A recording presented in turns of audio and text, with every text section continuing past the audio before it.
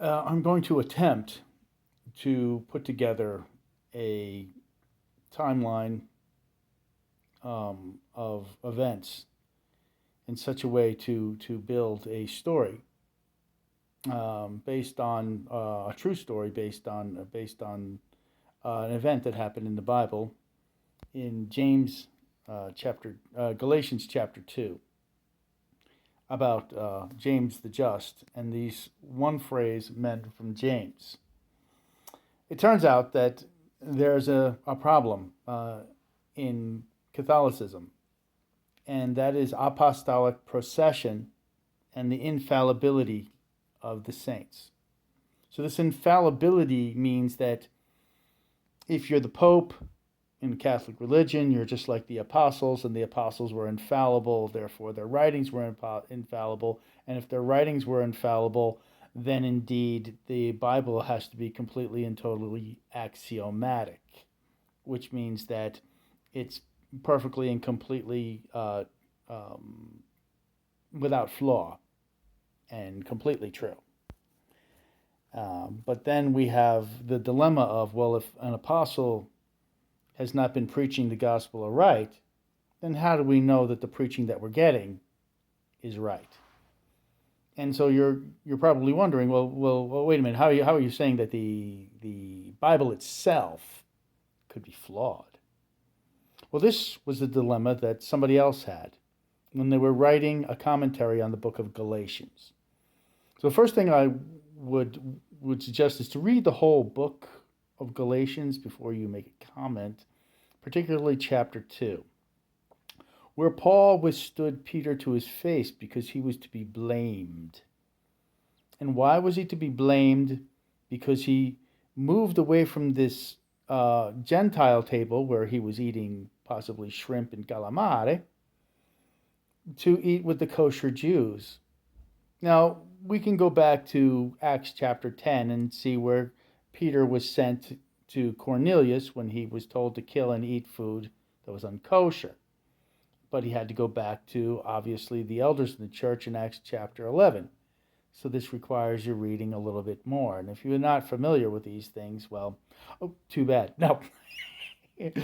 No, I'm going to endeavor to kind of unpack this, but it's very big, and I want to kind of put it in a book.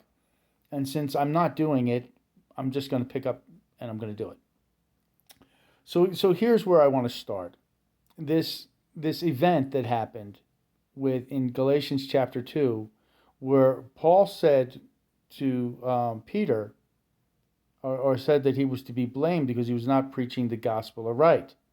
In other words, he was preaching the gospel wrong. So then you would say, if Peter could be possibly preaching something wrong, then it is possible that the book of Peter might be wrong because the apostle was wrong. The infallibility problem is a conundrum that you're going to run into if you're going to deal with Galatians chapter 2, where it was to say that Peter actually did not do something that was consistent with his faith, that said that he could go to the Gentiles as God told him he could, but feared men rather than God himself. And you see, this was the problem that Peter had. He was stumbling this way all the time.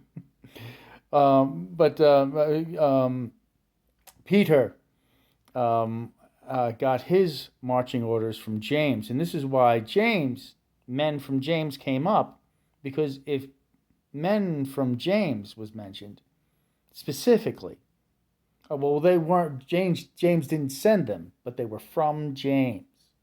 So if James didn't send them, how are they from James? Well, James probably was teaching this Judaism, and these men from James, right, that Peter feared because they were from James, had to do with him eating at the kosher table. And so James, being a very Jewish believer and much into Judaism, was pushing this type of Judaism to to the congregation. And if you don't believe this, we can go to, I think it's Acts 21, where James said, you see all these Jews, and they're all for Moses, even though they a lot of them are Christian Jews, but they're back to the law. And the significance of this is that this isn't preaching the gospel of right. Is this going back to legalism and denying the blood of Christ? And this is basically what Paul was accusing Peter of. He was to be blamed, and Paul withstood him to his face. Now you could try to gloss this over, but this was a major dilemma, not only here and now, but with the writer of the Latin Vulgate, Saint Jerome. You know, the one who wrote the Bible in Latin for the Catholic Church, church father back in the day, was having the same problem. And so what he did was he tried to reconcile the problem by interjecting his perspective. In other words, he added to or ad-libbed and said that this was a play act and that the apostles were not actually doing anything wrong, but they were trying to prove a point. And this was never mentioned, and it was never said that, and if you read it, it doesn't make any sense that they wouldn't interject that, Peter and Paul were putting together an act. And this was very strange. And so there were some letters from a guy named St. Augustine, another church father, who had read another church father. And this was Gaius Marius Victorinus. And so this other church father, Victorinus, had wrote a commentary also. Now it turns out that there was a letter written to St. Jerome basically saying, whoa, you can't say this. Now back in the time, or in the day, they didn't have postal workers. You couldn't just send a package. You couldn't send a letter, via, the U.S. Post Service, because they didn't have it back then. So how did letters get back and forth to the church? Somebody who was going in that direction had to take it. So in other words, they had to send somebody to bring a letter to you. And so they did. And I'll have to look into who it was, because we really have to go over these letters, and I want to start doing this. But basically what happened is that that somehow or another this person may not have liked St. Jerome so much, because he let the letter get into the hands of a lot of people who exposed him for what he believed, right?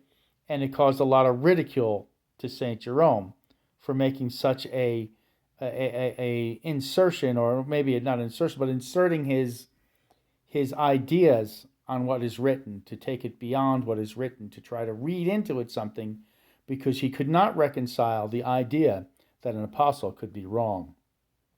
And this is something that happened, and it was very significant at the time.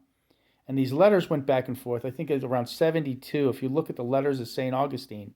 And I do believe that this is where I would start if I was to write a book, because it's rather, there's some drama going on here. So the envoy lets it get into the hands of his enemies, and all of a sudden St. Jerome is being ridiculed, and all of a sudden some letters go back and forth that were quite unkind, or at least they were cordial, but at the same time you could see they weren't happy with one another. So St. Jerome basically, writes back and forth, and so now we're in this conundrum between these letters about what actually happened in Galatians chapter 2, and I really do believe that that's where I would start if I was to write a book. I would frame out this, or even write a movie about it. I would frame out what happened between St. Jerome and St. Augustine. Now that would bring you back to Galatians chapter 2. And basically, we may even put a little other history, because Martin Luther did not believe that the book of James was actually canonical.